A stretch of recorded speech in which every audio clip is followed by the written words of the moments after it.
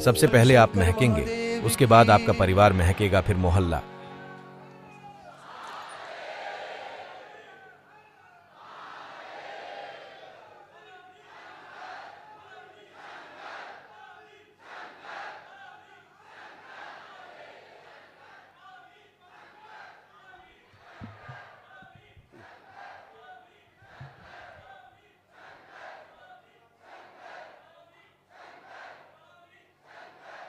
बोलिए सद्गुरुदेव भगवान की, गुरु माता की, भगवान भोलेनाथ की, माता कामाख्या की, सभी संतों की, गौ माता की, बोलिए सच्चे दरबार की, करौली शंकर महादेव की, हर हर महादेव।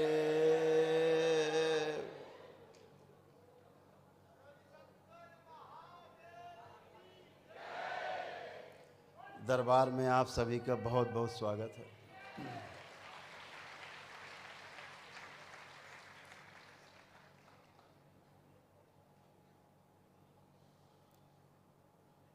व्यवस्था को समझने का साहस वही करता है जो व्यवस्था में जीना चाहता है।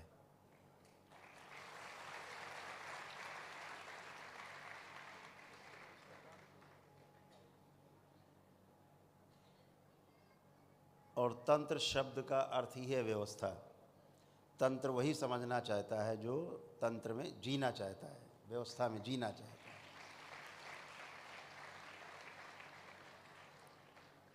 जो अव्यवस्था में जीते हैं और अव्यवस्था में ही मरते हैं, बेहोशी में जीते हैं और बेहोशी में मरते हैं, वो टोना टोटका है, वो जादू टोना है, वो झाड़ फूक है, उससे हमें दूर रहना है। ये सबसे बड़ा मूल मंत्र है। हमें व्यवस्था को समझ करके व्यवस्था में जीना है, लोगों को व्यवस्था में लाना है ताकि जीवन सुखी हो, हमारा परिवार सुखी हो, हम स्वयं सुखी हों और पूरा समाज सुखी हो और हमारा देश रोग मुक्त हो और शोक मुक्त हो और ज्ञान युक्त भारत हो।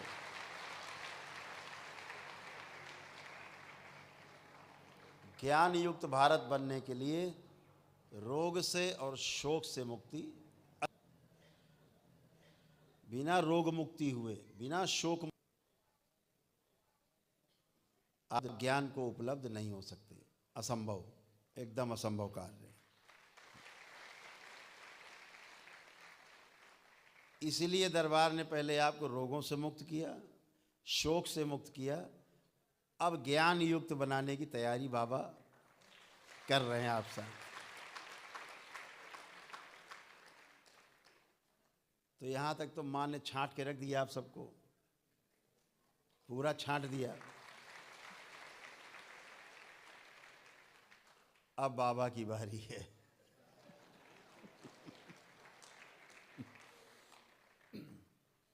तो बिना रोग मुक्त हुए, बिना शोक मुक्त हुए चीज़ों से हम बाहर नहीं आते। जो चीज़ें हमें जीने नहीं देती, समझने नहीं देती, समझ करके व्यवस्था में नहीं जीने देती, तो वो सब चीज़ें नष्ट हो चुकी हैं, अब वो शेष नहीं। इसलिए अब आप एक पारंगत योद्धा की तरह आप मैदान में हैं और सामने वाले अनाड़ी हैं।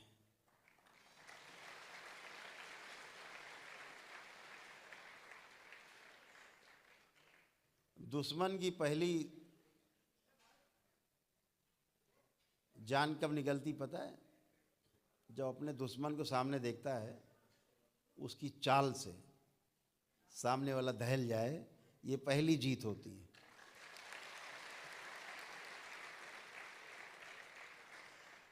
तो आपकी चाल इतनी मतवाली मस्तानी है कि बड़े बड़ों को दहशत पैदा कर दे।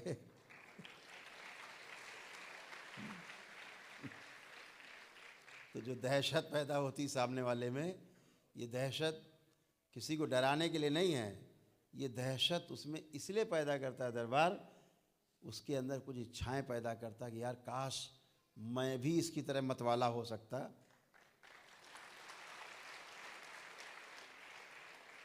तो फिर वो भी प्रयास करता है, जो भयभीत होता है ना, एक दिन वो भी भय से मुक्त होना चाहता है।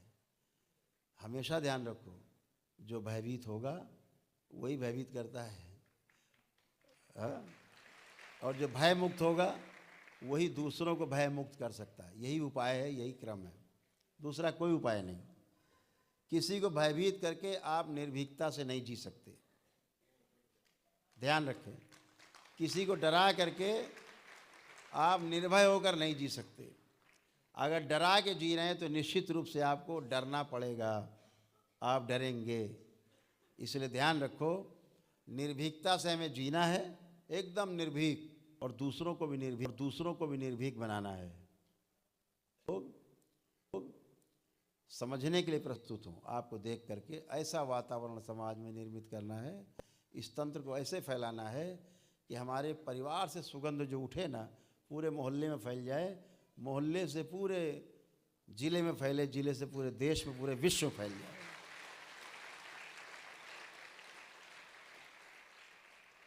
आप देखते हो ना, जब मोहल्ले वाला पड़ोसी कार ले आता है तो अपना मकान हिलने लगता है। अब हिल रहा है, अब इसको कैसे रोका जाए हिलने से? तो हमको भी कार चाहिए, लेकिन इससे अच्छी वाली चाहिए ताकि उसका मकान हिलने लगे। तो सब एक दूसरे का मकान हिला रहे हैं। कोई बढ़िया बढ़िया साड़ी, बढ़िया बढ़िया शर्ट, कोट, पैंट पहन के, बढ़िया बढ़िया ऑर्नामेंट, आभूषण पहन के, कोई बढ़िया गाड़ी लेके, कोई बढ़िया मकान बना के, सब एक दूसरे को हिलाए पड़े हैं। और मज़े की बात है, जब आपसे बड़ा मकान बगल में बन जाता तो आप हिलने लगते। तो हिलाओगे तो हिलना भी पड़ेगा, तय है। डराओगे तो डरना पड़ेगा, सूत्र है। भयभीत करोगे तो भयभीत होना पड़ेगा। सुखी करोगे तो सुख मिलेगा ही मिलेगा, अल्टीमेट है ये। दूसरों को भयमुक्त करोगे तो स्वयं पहले भयमुक्त हो जाओगे अपने आप। यही सूत्र है, इसको हमेशा ध्यान रखना है कि हमें सामने वाले को उभय सुख में जीना है हम लोगों को। यानी हमें भी सुख, और परिवार के सामने हमारा जो परिवार का सदस्य है उसको भी सुख, हम में सुख, हमारे मित्र में भी सुख, हमारे परिवार में, दूसरे परिवारों में आप परस्पर में सुख, और उभय सुख, यानी दोनों एक दूसरे को सुखी देख करके सुखी हों, ऐसा वातावरण समाज में निर्मित करना है।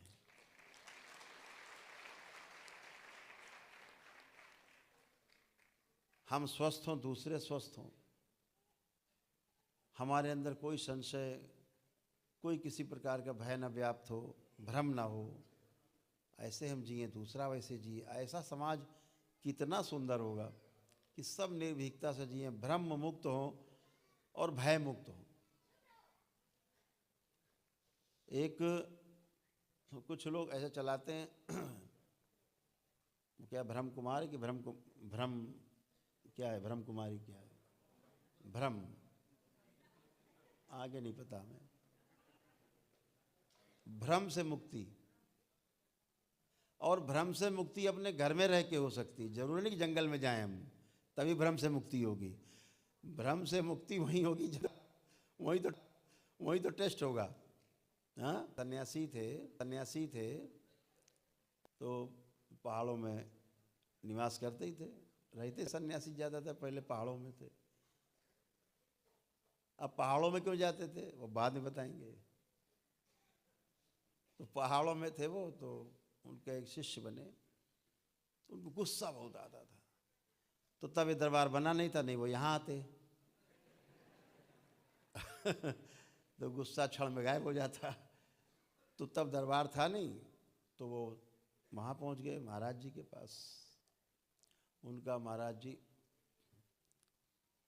गुस्सा बहुत आता है, बोले कोई बात नहीं, 12 साल तुम वहाँ बैठ के आराम से ये मंत्र लो, जपो, 12 साल लगेंगे, ठीक से जप पाए तो मुक्ति।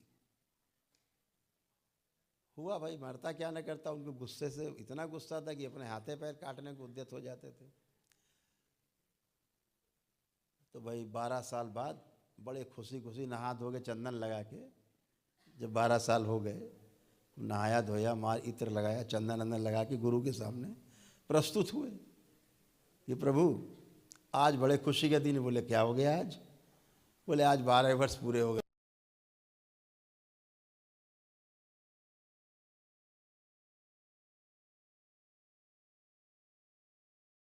12 साल और। बोले मंत्र वही पुराना है, 12 साल। बोले ये कैसी ज्यादती है? बोले गुस्से से मुक्ति चाहिए, हाँ तो 12 साल हो। तो बेचारे 12 साल उन्होंने और लगाए। फिर आए 12 साल बाद, फिर अपना नहा धो के चंदन लगा के प्रस्तुत हुए। गुरुदेव 12 वर्ष व्यतीत हो गए। बोले अच्छा गिने? हाँ पूरे हो गए।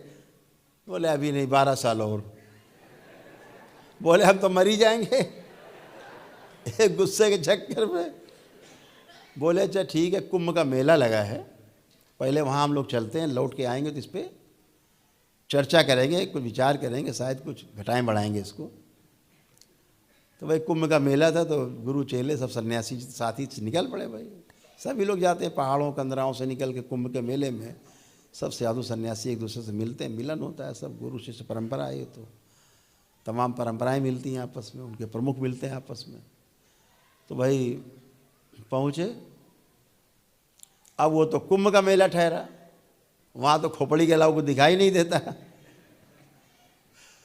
तो महाराज जी चल रहे, तब तक किसी का पैर जो है, उनके पैरों में, नंगे पैर बेचारे सन्यासी, किसी गृहस्थ का पैर बेचारे उनके पर, उनका तेरी ऐसी ऐसी।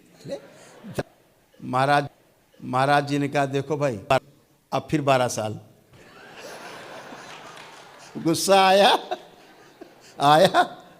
उनको, ध्यान है, अरे हाँ ये तो गुस्सा आ गया। तो बोले अब तो 12 साल और, अब तो चोर रंगे हाथ पकड़ गया। तो फिर बेचारे 12 साल गए। तो कहने का अर्थ ये है कि आपकी टेस्टिंग कहाँ होगी? समाज में, अपने परिवार में। आपका पुरुषार्थ कहाँ पे तय होगा? समाज में, आपके परिवार में। यही तो तय होगा कि जंगल में तय होगा पुरुषार्थ। हम बड़े पुरुषार्थी हैं, 20 को मार देते हैं अकेले। वहाँ है ही नहीं एक आदमी, 20 कहाँ मार दोगे तुम? यहाँ 20 इकट्ठा के 200 इकट्ठा आओ मैदान में, तो यहाँ तुम्हारी टेस्टिंग होगी। तो सबसे बड़ी टेस्टिंग का जो स्थान है, वो स्थान है हमारा अपना परिवार, हमारा समाज, जहाँ प्रति क्षण, प्रत्येक क्षण, हर क्षण अपनी टेस्टिंग होती है। हर क्षण टेस्टिंग है। टेस्टिंग में पास होते जाते हैं, अपने आप अपने नंबर देते जाते हैं। हाँ भाई हम तो पास हो गए। जैसे हम पूछते बार बार, अब गुस्सा तो नहीं आ रहा? आपका नहीं। कोई विचार तो नहीं आ रहा गंदा? कहते नहीं। तो टेस्टिंग होती ना यहीं। अब ये अलग है कि हम लोग चल के कहीं ऊपर पहाड़ों में शिविर लगाते, तो वहाँ भी यही होगा। लेकिन ऐसा व्यवस्था में है कि हम अपने को टेस्ट करते हैं तो समाज में रह करके हम जब जैसे बनते हैं, जैसे होते हैं, तो हमारा आचरण ही हमारा प्रमाण होता है, शब्द प्रमाण नहीं है। जो तमाम जगह बताया गया शब्द प्रमाण है, शब्द प्रमाण बिल्कुल नहीं है। हमारा आचरण ही हमारा प्रमाण होता है। हमारा आचरण कब, गुरु का आचरण कब शिष्य में चला जाता है, ये शिष्य भी नहीं जान पाता। माता पिता का आचरण बच्चों में कब चला जाता है, माता पिता भी नहीं जान पाते, बच्चे भी नहीं जान पाते। लेकिन जो माता पिता कर रहे हैं सीधा चला जाता, समझाना नहीं पड़ता। जो समझाया जाता है वो आता ही नहीं आचरण में। क्यों? जो समझा रहे हैं वो खुद ही नहीं कर रहे हैं, और दूसरों को समझा रहे हैं। खुद खा रहे हैं शक्कर, आपको गुड़ खाने से मना कर रहे हैं, तो वो नहीं बनता। शब्द प्रमाण नहीं है, आचरण ही प्रमाण है, और आचरण ही आप में स्थानांतरित होता है। अगर कुछ स्थानांतरित होने वाली वस्तु का नाम है तो उसका नाम है आचरण। और आचरण आएगा आपके अनुभव से, उतरेगा आप में अनुभव होगा, अनुभव से प्रमाण बनेगा, और प्रमाण से परंपराएं बनती हैं आगे चल के। चाहे परिवार की परंपरा हो, चाहे वो गुरुओं की परंपराएं हो, बनती प्रमाण से ही हैं। कि हमारे माता पिता ऐसे जिए तो हम भी ऐसा जी सकते हैं। ऐसा हमारे माता पिता बिना मांस मदिरा के जिए तो हम भी बिना मांस मदिरा खाए पिए जी सकते आया है। तो तमाम चीज़ें आपके अनुभव में, अपने आचरण में अपने आप आ जाती। किसी को कहना नहीं पड़ता कि आपको अनुभव करना है। जैसे आपके अनुभव में आ गया कि हमें गलत सलत पूजा पाठ नहीं करनी। आ गया नहीं आ गया सबके अनुभव में? आ गया। तो अनुभव में आ गया तो आपके आचरण में आ गया है। अब इसके लिए कोई प्रवचन कितना करे आपको, भैया ठीक है तुम पूजा कर लो, हमें माफ़ कर दो, है ना। तो ये आपके आचरण में आ गया, क्योंकि आपने अनुभव किया है। अनुभव किया तो आचरण में तो परंपरा बन गई है। बच्चे भी वही करेंगे जो आप कर रहे हैं, वो भी नहीं करेंगे गलत सलत पूजा पाठ। तो यही व्यवस्था है। व्यवस्था को समझ लेने से भारी सुख है, और अगर व्यवस्था समझ करके व्यवस्था में जिया जाए तो निरंतर सुख है, कंटिन्यू हैप्पीनेस है, एकदम कंटिन्यूटी बनी रहती, लगातार सुख बोलते हैं उसको। उस सुख को बोलते हैं संतोष प्रद सुख, निरंतर सुख को।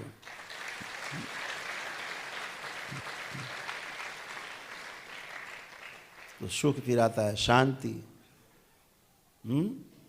फिर वही आनंद में बदल जाता है, फिर वही परम आनंद है।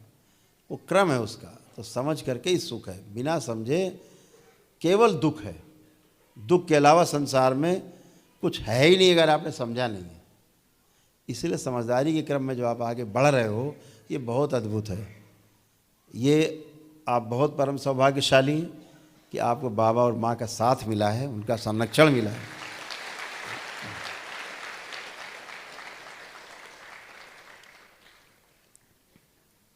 ये संरक्षण सबको नहीं मिलता। आपके कुछ अच्छे कर्म, आपने कुछ अच्छी भागीदारी की है पिछले जन्मों में, इस जन्म में, उस भागीदारी से जो भाग्य निर्मित हुआ है, उस भाग्य के फलस्वरूप आपको माँ और पिता के रूप में परम पूजनी बाबा जी और गुरु माता मिले, जो इसमें जन्म में साथ हैं, यानी अभी भी और हमेशा भी। तो जीवन के साथ भी और जीवन के बाद भी ऐसा बाबा माँ का साथ है।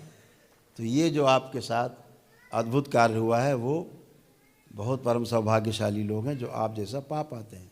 ऐसा नहीं कि धरती में गुरुओं की कमी है।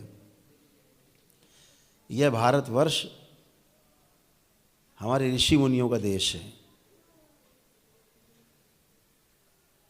ये व्यापारियों का देश नहीं है।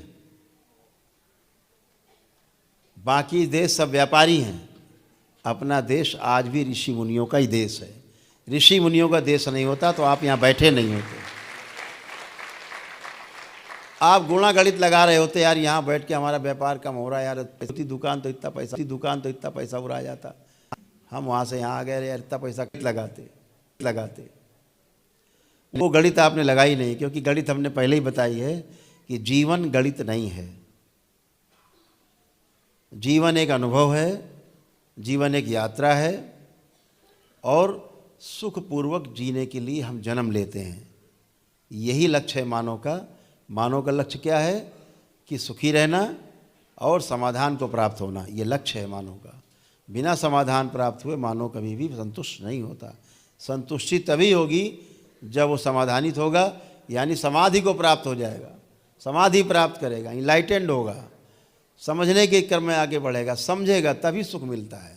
कोई हो, बच्चा भी हो, जब तक नहीं समझ लेता तब तक पूछता रहता है, पापा इसका क्या मतलब हुआ? आप नहीं बताते, फिर पूछता है, पापा इसका क्या मतलब हुआ? मम्मी इसका क्या मतलब हुआ? जब तक उसके प्रश्न का उत्तर नहीं मिल जाता पूछता ही रहता है, क्योंकि पैदा इसीलिए हुआ है, जानने के लिए। आज भी आप सड़क पे जा रहे हो, कार से हो, स्कूटर से हो, मोटरसाइकिल से हो, साइकिल से हो, चाहे पैदल हो, कहीं भीड़ लग जाए, 20 आदमी इकट्ठे खड़े हो गोला लगा के, आपकी गाड़ी तुरंत स्लो हो जाएगी। भैया क्या हो गया? अरे आपसे क्या लेना देना यार, तुम्हारा जाओ जहाँ जा रहे हो तुम। लेकिन फिर भी गाड़ी आपकी स्लो हो जाएगी। भैया यहाँ क्या हो गया, काहे भीड़ लगी? कुछ करना नहीं है, लेकिन अंदर एक क्यूरियोसिटी है, जिज्ञासा है ना। चाहे वहाँ आदमी थूक करके 4 लोग देख रहे हो तो भी आप पहुँच जाओ, भैया क्या देख रहे हो? तो जानना है, ये जानना है। ये जानने वाली क्यूरियोसिटी बहुत ज़बरदस्त है। और आदमी का जुड़ाव ऐसा है, कोई किसी से अलग नहीं है। इसको टेस्ट करना हो तो देख सकते हो, कोई किसी से अलग नहीं। चाहे जहाँ जन्म लिया हो, यहाँ जन्म लिया हो, और चाहे अमेरिका में जन्म लिया हो, मानव स्वभाव सबका एक जैसा है, अलग अलग नहीं होता। सब में क्षमताएं बराबर हैं। जीवन के रूप में क्षमता एक जैसी है। शरीर की क्षमता घटी बढ़ी हो सकती है, कम ज़्यादा हो सकती है, लेकिन जीवन के रूप में जो क्षमता है सभी में एक समान है। सब भगवान बुद्ध की श्रेणी को प्राप्त कर सकते हैं, सब महावीर बन सकते हैं, सब कबीर बन सकते हैं, सब नानक बन सकते हैं, सब कृष्ण बन सकते हैं, राम बन सकते हैं, सब में क्षमता है।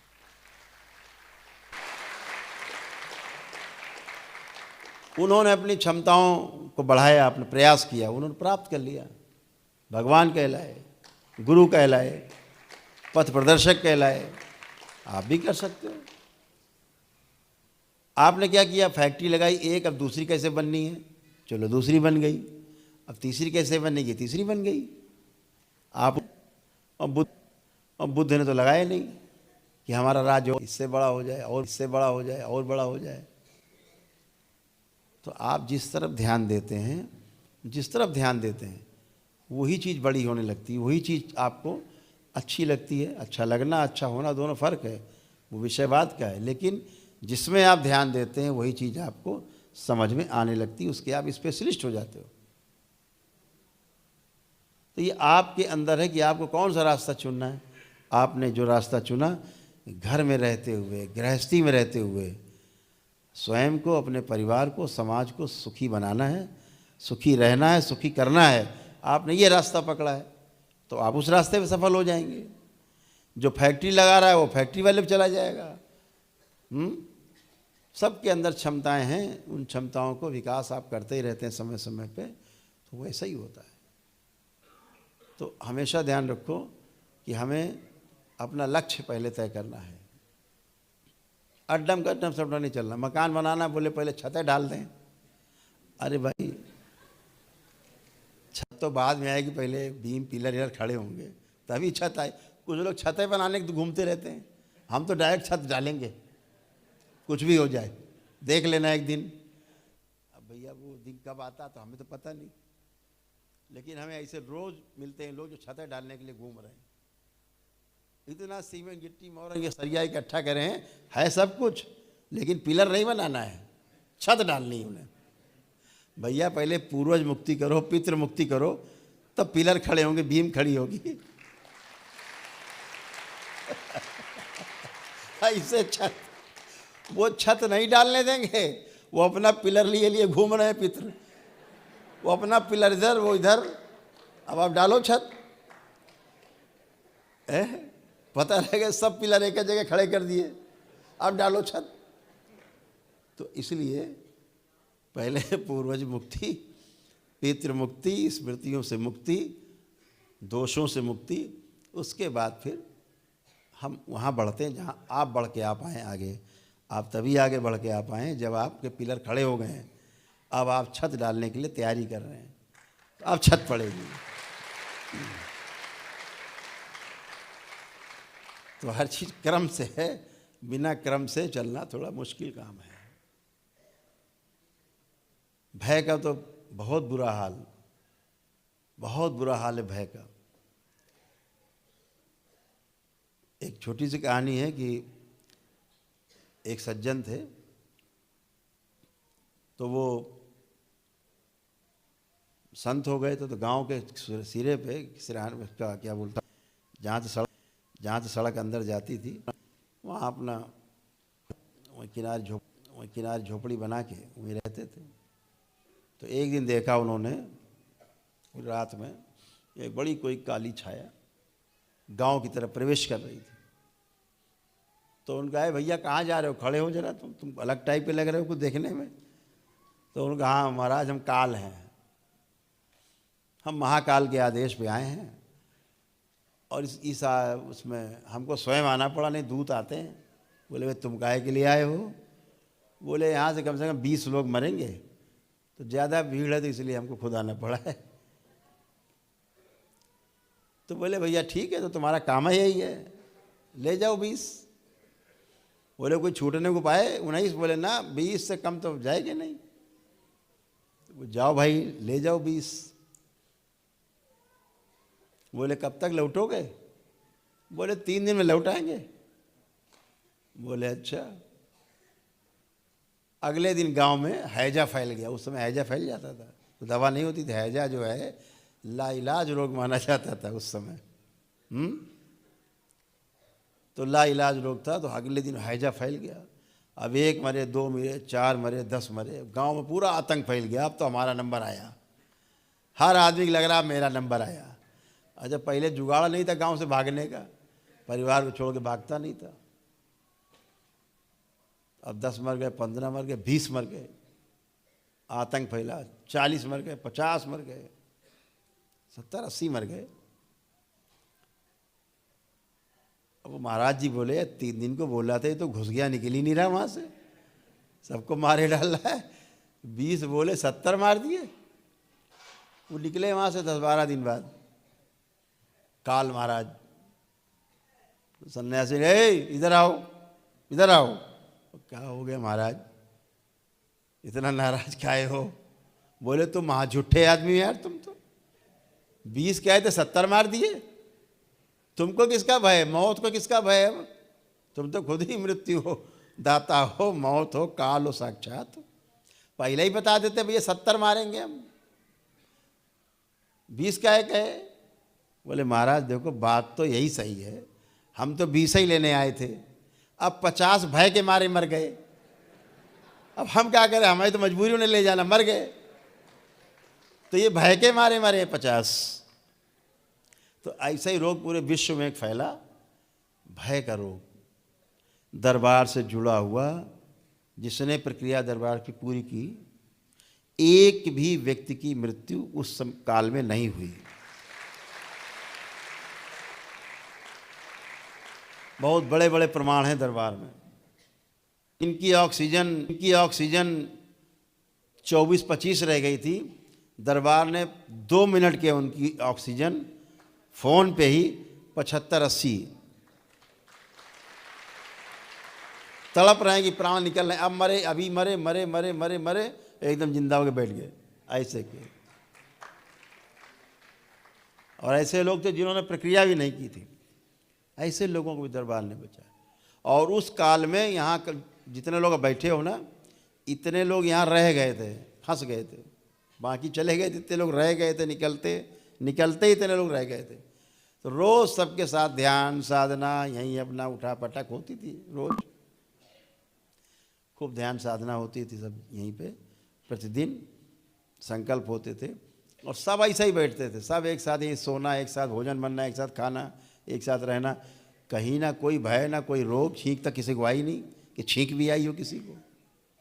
और 2 महीने बाद यहाँ से जो रोग और थे, रोग और नष्ट होके एकदम टन होके निकले। और यहाँ प्रशासन के हाथ पैर फूल रहे थे, गुरुदेव इतना आदमी आपके यहाँ कुछ हो ना जाए। हमने कहा भैया बाहर देखो तुम,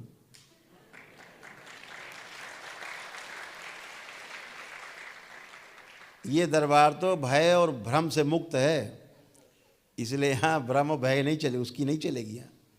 यहाँ भी वहाँ 20 जाने 20 ही जाएंगे, 70 नहीं जा सकते। जुगाड़ नहीं, ऐसा कोई जुगाड़ नहीं, प्रकृति के विरुद्ध कुछ नहीं होगा। तो ये सब भ्रम से और भय से मुक्त मानो, अर्थात भक्त है। तो जो निर्भय हो गया है वही भक्त है। आप निर्भय हैं, तमाम आगे बढ़ सकते हैं, आगे बढ़ने का रास्ता आपके पास है। तो महाराज की तरह वही हाल है। और दूसरा एक होता है गेस्टाल्ट। अंग्रेजी में एक शब्द, बहुत प्यारा शब्द है, जिसको सुनते हैं कभी कभी लोगों के मुख से, गेस्टाल्ट। हमने पूछा भैया गेस्टाल्ट क्या है?